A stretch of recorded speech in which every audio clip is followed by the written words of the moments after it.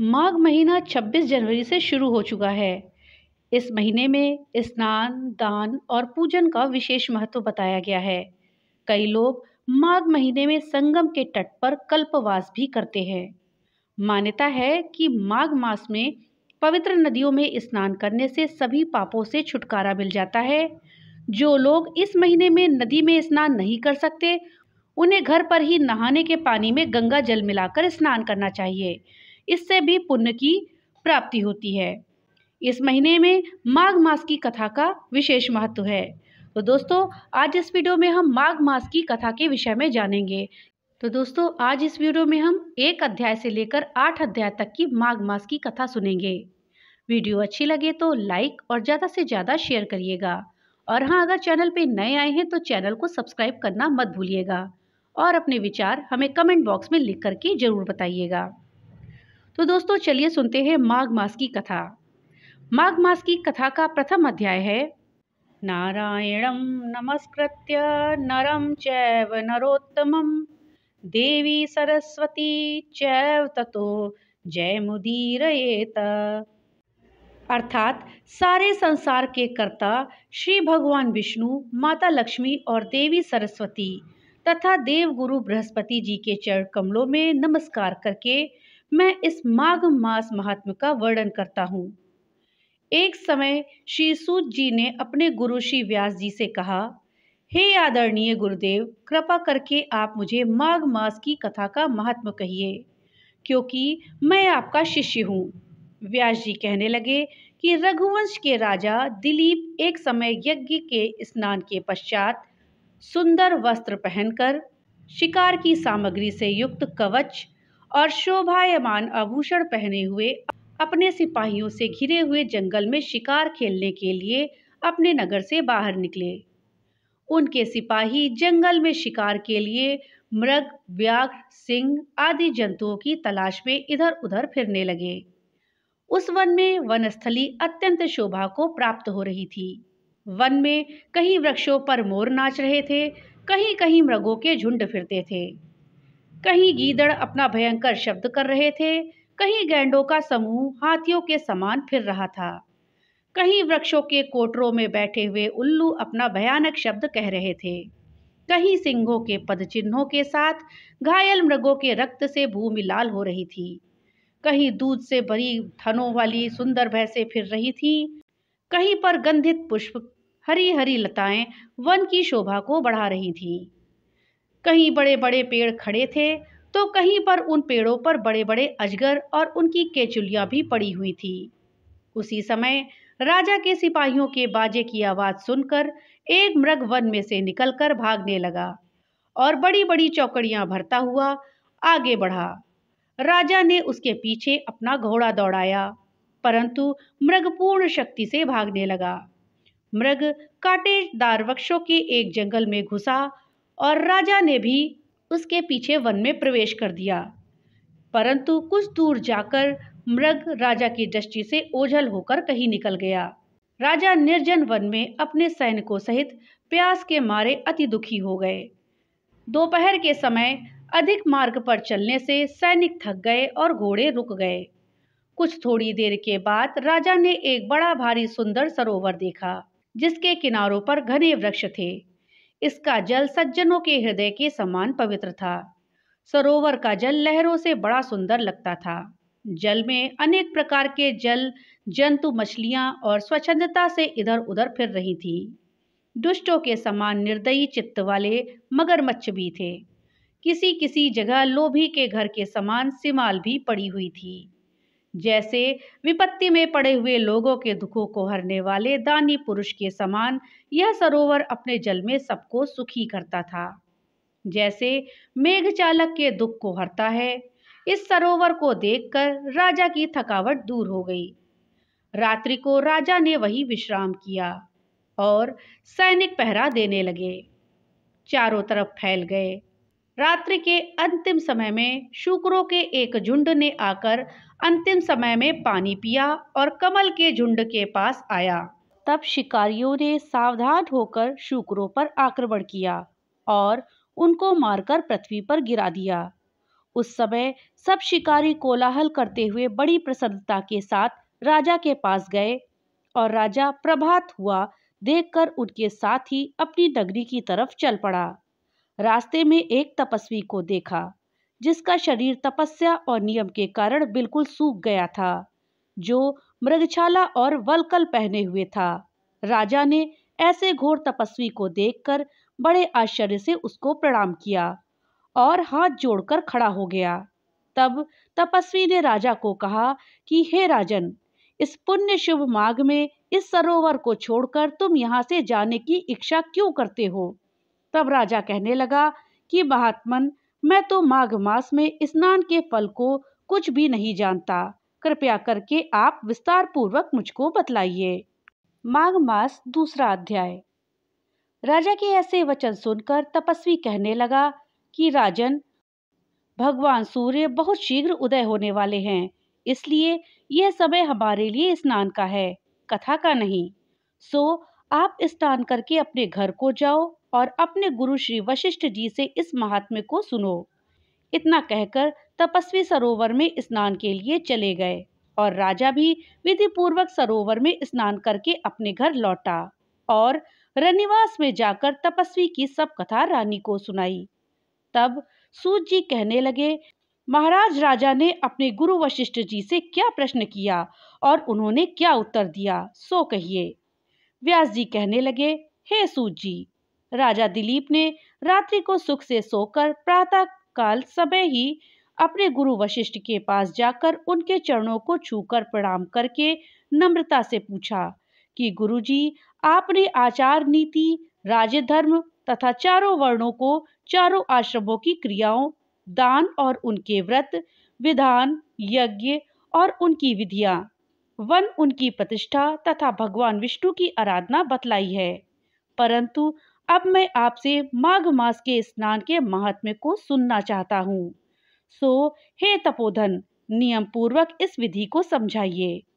गुरु वशिष्ठ जी कहने लगे कि हे राजन, तुमने दोनों लोगों के कल्याणकारी वनवासी तथा गृहिणियों के अंतःकरण को पवित्र करने वाले माघ मास के स्नान का बहुत सुंदर प्रश्न पूछा है। मकर राशि में सूर्य के आने पर माघ मास में स्नान का फल गौ, भूमि, तिल, वस्त्र, स्वर्ण, अन्न, घोड़ा आदि दानों तथा चंद्रायण और ब्रह्म पूर्व व्रत आदि से भी अधिक होता है। वैशाख तथा कार्तिक के जप, दान, तप और यज्ञ बहुत फल देने वाले हैं, परंतु माघ मास में इनका फल बहुत अधिक होता है। माघ मास में स्नान करने वाला पुरुष राजा और मुक्ति के मार्ग को जानने वाला होता है। दिव्य दृष्टि वाले महात्माओं ने कहा कि जो मनुष्य माघ मास में सकाम या भगवान के निमित्त नियम पूर्वक माघ मास में स्नान करता है, वो अत्यंत फल वाला होता है। उसको शरीर की शुद्धि, प्रीति, ऐश्वर्य तथा चारों प्रकार के फलों की प्राप्ति होती है। अदिति ने 12 वर्ष के तथा मकर संक्रांति अन्न त्याग कर स्नान किया। इससे 3 लोकों को उज्जवल करने वाले 12 पुत्र उत्पन्न हुए। माघ मास में करने से ही रोहिणी, सुभगा, अरुंधति दानशील हुई और इंद्राणी के समान रूपवती होकर प्रसिद्ध हुई। जो माघ मास में स्नान करते हैं, देवताओं के पूजन में तत्पर रहते हैं, उनको सुंदर स्थान, हाथी और घोड़ों की सवारी तथा दान को द्रव्य प्राप्त होता है और अतिथियों से उनका घर भरा रहता है। उनके घर में सदा वेद ध्वनि होती रहती है। वह मनुष्य धन्य है जो माघ मास में स्नान करते हैं, दान देते हैं तथा व्रत और नियमों का पालन करते हैं, और दूसरे पुण्यों के क्षीण होने से मनुष्य स्वर्ग से वापस आ जाता है। परंतु जो मनुष्य माघ मास में स्नान करता है, वह कभी स्वर्ग से वापस नहीं आता। इससे बढ़कर कोई नियम, तप, दान पवित्र और पाप नाशक नहीं है। भृगु जी ने कहा, मणि पर्वत पर विद्याधरों को यह सुनाया था। तब राजा ने कहा कि ब्राह्मण भृगु ऋषि ने कब मणि पर्वत पर विद्याधरों को उपदेश दिया था, सो बतलाइए। तब ऋषि जी कहने लगे कि हे राजन, एक समय 12 वर्ष तक वर्षा न होने के कारण, सब प्रजा क्षीण होने के कारण संसार में बड़ी उद्विग्नता फैल गई। हिमालय और विंध्याचल पर्वत के मध्य का देश निर्जन होने के कारण श्राद्ध, तप तथा स्वाध्याय सब कुछ छूट गए। सारा लोक विपत्तियों में फंसकर प्रजाहीन हो गया। सारा भूमंडल फल और अन्न से रहित हो गया। तब विंध्याचल से नीचे बहती हुई नदी के सुंदर वृक्षों से आच्छादित अपने आश्रम से निकलकर श्री भृगु ऋषि अपने शिष्यों सहित हिमालय पर्वत पर गए। इस पर्वत की चोटी नीली और नीचे का हिस्सा सुनहरी होने से माघ मास महात्म्य सारा पर्वत पीतांबरधारी भगवान श्री विष्णु के सदृश लगता था। पर्वत के बीच का भाग नीला और बीच बीच में कहीं सफेद स्फटिक होने से तारों से युक्त आकाश जैसी शोभा को प्राप्त होता था। रात्रि के समय वह पर्वत दीपकों की तरह चमकती हुई दिव्य औषधियों से पूरित किसी महिला की शोभा को प्राप्त होता था। यह पर्वत शिखाओं पर बांसुरी बजाती और सुंदर गीत गाती हुई किन्नरियों तथा केले के पत्तों की पताकाओं से अत्यंत शोभा को प्राप्त होता था। यह पर्वत नीलम, पन्ना, पुखराज तथा इसकी चोटी से निकलती हुई रंग बिरंगी किरणों से इंद्रधनुष के समान प्रतीत होता था। स्वर्ण आदि सब धातुओं से चमकते हुए रत्नों से चारों ओर फैली हुई अग्नि ज्वाला के समान शोभायमान थी। इसकी कंदराओं में काम पीड़ित विद्याधारी अपने पतियों के साथ आकर रमण करती थीं और गुफाओं में ऐसे ऋषि मुनि जिन्होंने संसार के सभी क्लेशों को जीत लिया है, रात दिन ब्रह्म का ध्यान करते हैं और कई एक हाथ में रुद्राक्ष की माला लिए हुए शिव की आराधना में लगे हुए हैं। पर्वत के नीचे भागों में जंगली हाथी अपने बच्चों के साथ खेल रहे हैं तथा कस्तूरी वाले रंग बिरंगे मृगों के झुंड इधर उधर भाग रहे हैं। ये पर्वत सदा राजहंस तथा मोरों से भरा रहता है, इसी कारण इसको हेमकुंड कहते हैं। यहाँ पर सदैव ही देवता, गुहाग और अप्सरा निवास करते हैं। माघ मास कथा का 3रा अध्याय। तब राजा दिलीप कहने लगे कि महाराज, यह पर्वत कितना ऊंचा और कितना लंबा चौड़ा है। तब वशिष्ठ जी कहने लगे कि 36 योजन ऊंचा ऊपर चोटी से, 10 योजन चौड़ा और नीचे 16 योजन चौड़ा है, जो हरी, चंदन, आम, मदार, देवदारू और अर्जुन के वृक्षों से सुशोभित है। दुर्भिक्ष से दुखी होकर इस सुंदर पर्वत को और फल फूलों से परिपूर्ण देख भृगु ऋषि वहीं रहने लगे और वहां पर कंदराओं, वनों और उपवनों में बहुत दिनों तक तप करते रहे। इस प्रकार जब भृगु ऋषि वहां पर अपने आश्रम पर रह रहे थे तो एक विद्याधर अपनी पत्नी सहित उतरा। वो अत्यंत दुखी थे। उन्होंने भृगु ऋषि को प्रणाम किया और ऋषि ने बड़े ही मीठे स्वर में उनसे कहा कि हे विद्याधर, तुम बड़े दुखी दिखाई देते हो, इसका क्या कारण है? तब विद्याधर कहने लगा कि महाराज, पुण्य के फल को पाकर, स्वर्ग पाकर तथा देवतुल्य शरीर को पाकर भी मेरा मुख व्याघ्र जैसे ही है। यही कारण मेरे दुख और अशांति का है। ना जाने किस पाप का फल है। मेरे चित्त की व्याकुलता का दूसरा कारण भी सुनिए। ये मेरी पत्नी अत्यंत रूपवती, मीठा वचन बोलने वाली, नाचने और गाने की कला में अति प्रवीण, शुद्ध चित्त वाली, सातों सुरों वाली, वीणा को बजाने वाली, जिसने अपने कंठ से गाकर नारद जी को प्रसन्न किया। नाना स्वरों के बाद से वीणा बजाकर कुबेर को प्रसन्न किया। अनेक प्रकार के नाच ताल में शिव जी महाराज भी अति प्रसन्न और रोमांचित हुए। शील, उदारता, रूप तथा यौवन में स्वर्ग की कोई अप्सरा भी इस जैसी नहीं है। कहाँ ऐसी चंद्रमुखी स्त्री और कहाँ मैं व्याघ्र मुख वाला। यही चिंता सदैव मेरे हृदय को जलाती है। विद्याधर के ऐसे वचन सुनकर तीनों लोकों की भूत, भविष्य और वर्तमान की बात जानने वाले तथा दिव्य दृष्टि वाले ऋषि कहने लगे कि हे विद्याधर, कर्म के विचित्र फल प्राप्त हो जाते हैं। मक्खी के पैर जितना विष भी प्राण लेने वाला हो जाता है। छोटे छोटे पापों का फल भी अत्यंत दुखदायी हो जाता है। तुमने माघ मास की एकादशी का व्रत करके द्वादशी के आने तक शरीर में तेल लगाया, इसी पाप कर्म से व्याघ्र हुए। एकादशी के दिन उपवास करके द्वादशी को तेल लगाने से राजा पुरुरवा ने भी कुरूप शरीर पाया था। तब वह अपने कुरूप शरीर को देखकर दुखी होकर हिमाचल पर्वत पर देव सरोवर के किनारे पर गया।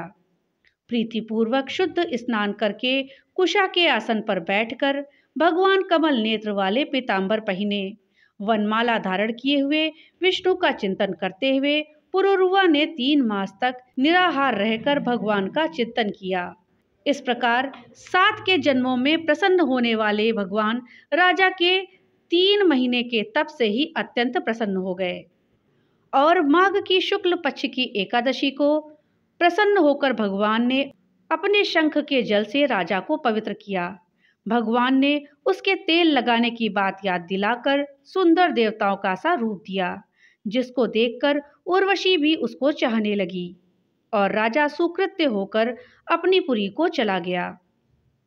भृगु ऋषि कहने लगे कि हे विद्याधर, इसीलिए तुम क्यों दुखी होते हो? यदि तुम अपना यह राक्षसी रूप छोड़ना चाहते हो तो मेरा कहना मानकर जल्दी ही पापों को नष्ट करने वाली हेमकूट नदी में माघ में स्नान करो, जहाँ पर ऋषि सिद्ध देवता निवास करते हैं। अब मैं इसकी विधि बताता हूँ। तुम्हारे भाग्य से माघ मास आज से 5वें दिन ही आने वाला है। पौष शुक्ल एकादशी से इस व्रत को आरंभ करो। भूमि में सोना, जितेंद्रिय रहकर दिन में 3 समय स्नान करके महीना भर तक निराहार रहो।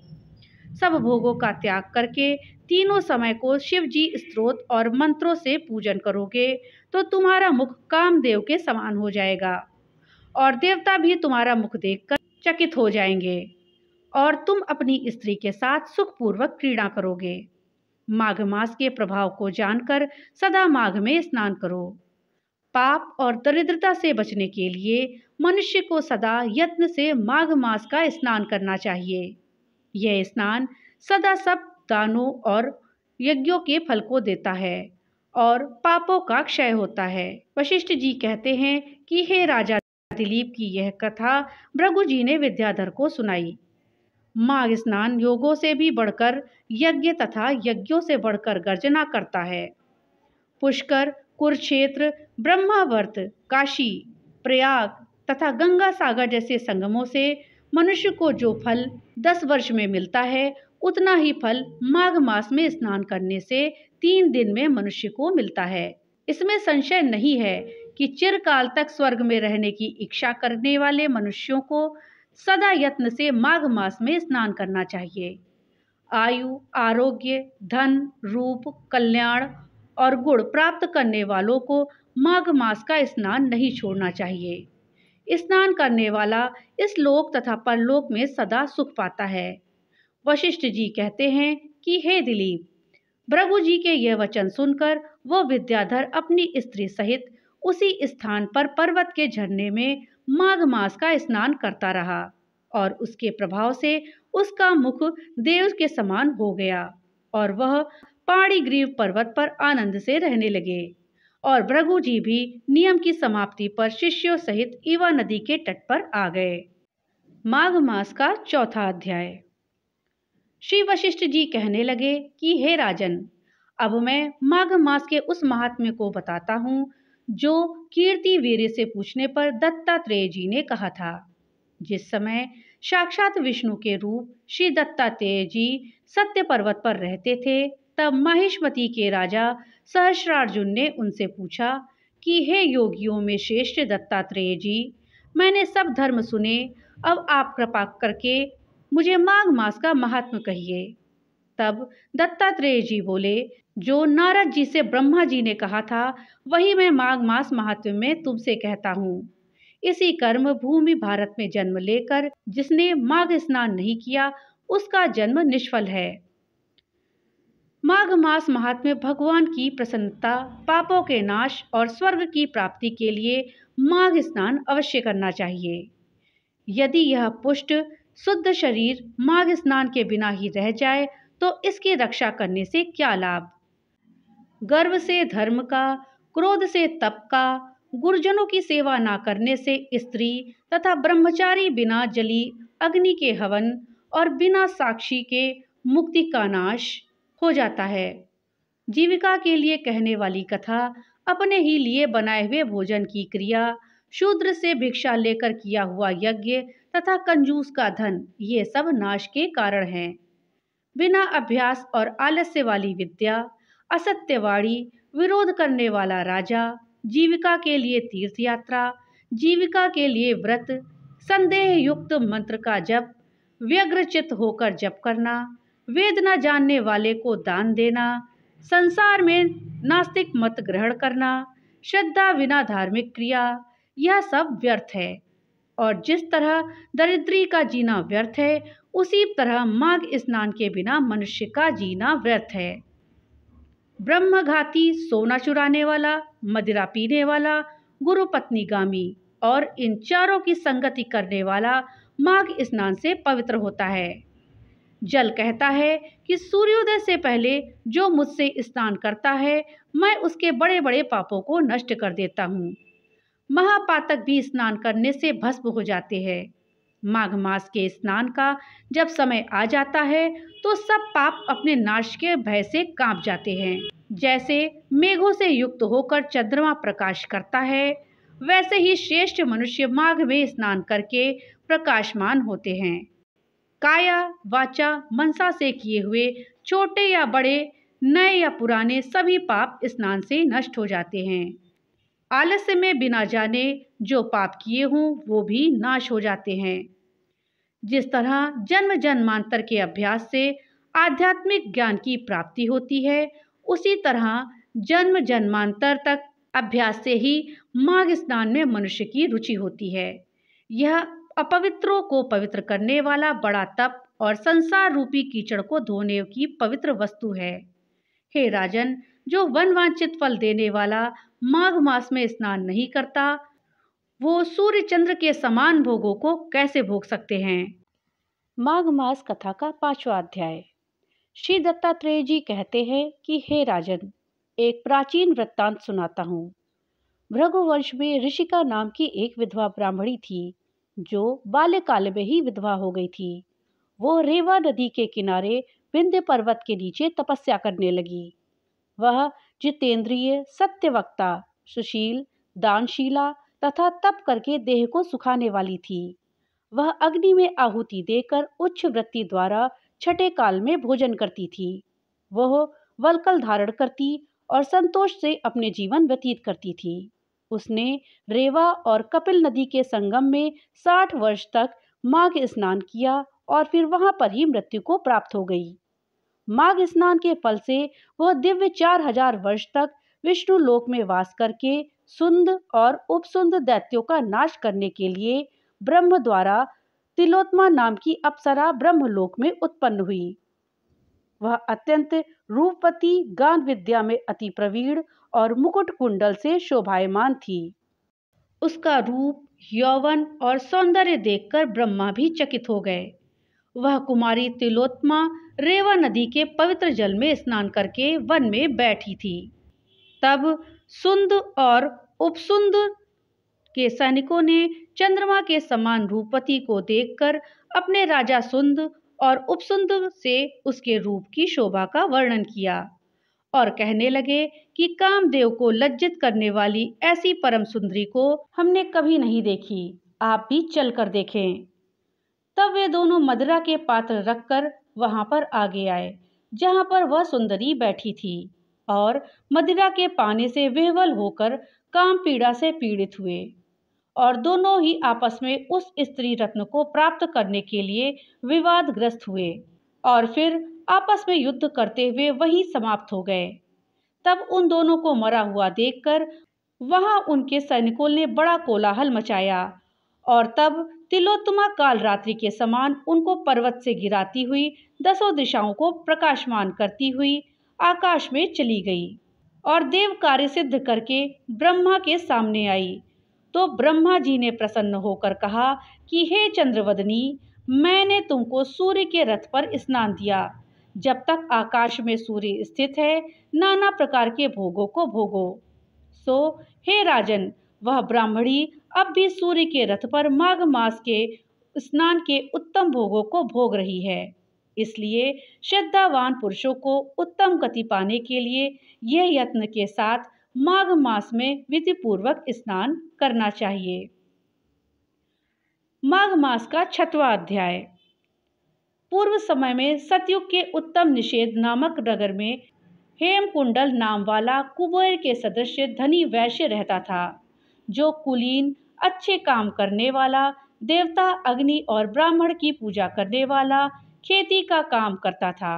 वह गौ, घोड़े, भैंस आदि का पालन करता और दूध, दही, छाछ, गोबर, घास, गुड़, चीनी आदि अनेक वस्तु बेचा करता, और उसने इस प्रकार बहुत सा धन इकट्ठा कर लिया था। जब वह बूढ़ा हो गया तो मृत्यु को निकट समझकर उसने धर्म के कार्य करने प्रारंभ कर दिए। भगवान विष्णु का मंदिर बनवाया, कुआं, तालाब, बावड़ी, आम, पीपल आदि के वृक्ष तथा सुंदर बाग बगीचे लगवाए। सूर्योदय से सूर्यास्त तक वह दान करता, गांव के चारों तरफ जल की पियाऊ लगवाई। उसने सारे जन्म भर जितने पाप किए थे उनका प्रायश्चित करता था। इस प्रकार उसके 2 पुत्र उत्पन्न हुए, जिनका नाम उसने कुंडल और विकुंडल रखा। जब दोनों लड़के युवावस्था को प्राप्त हुए तो हेमकुंडल वैश्य गृहस्थी का सब कार्य सौंपकर भगवान की तपस्या के निमित्त वन में चला गया और वहां विष्णु की आराधना में शरीर को सुखाकर अंत में विष्णु लोक को प्राप्त हुआ। उसके दोनों पुत्र लक्ष्मी के मद को प्राप्त होकर बुरे कर्मों में लग गए।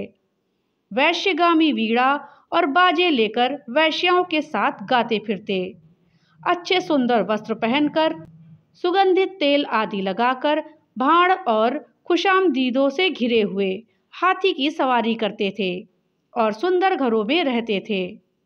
इस प्रकार ऊपर बोए बीज के सदृश वह अपने धन को बुरे कर्मों में नष्ट करते थे। कभी किसी सत्पात्र को दान आदि नहीं करते थे और ना ही कभी हवन करते थे, जिससे कि देवता या ब्रह्मा जी की सेवा और भगवान विष्णु का पूजन हो सके। इस प्रकार थोड़े ही दिनों में उनका सब द्रव्य नष्ट हो गया और वो दरिद्रता को प्राप्त होकर अत्यंत दुखी हो गए। भाई, जनक, सेवक, उपजीवी सब इनको छोड़कर चले गए और राजा के भय से नगर को छोड़कर चोर तथा डाकुओं के साथ वन में रहने लगे और वहां अपने तीक्ष्ण बाणों से वन के पक्षी, हिरण आदि पुष्प तथा हिंसक जीवों को मारकर खाने लगे। एक समय इनमें से एक पर्वत पर गया जिसको सिंह मारकर खा गया, और दूसरा वन को गया जिसको काले सर्प ने डस के मार दिया। तब यमराज के दूत उन दोनों को बांधकर यम के पास लाए और कहने लगे कि महाराज, इन दोनों पापियों के लिए क्या आज्ञा है। माघ मास महात्म्य का 7वां अध्याय।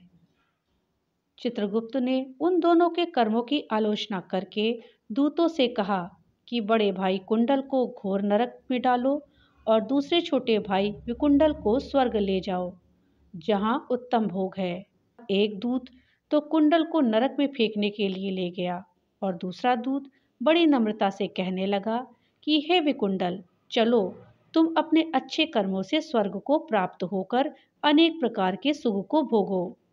तब विकुंडल बड़े विस्मय के साथ मन में संशय धार कर दूत से कहने लगा कि हे यमदूत, मेरे मन में बड़ी आशंका उत्पन्न हो गई है, अतएव मैं तुमसे कुछ पूछता हूँ, कृपया करके मेरे प्रश्नों का उत्तर दो।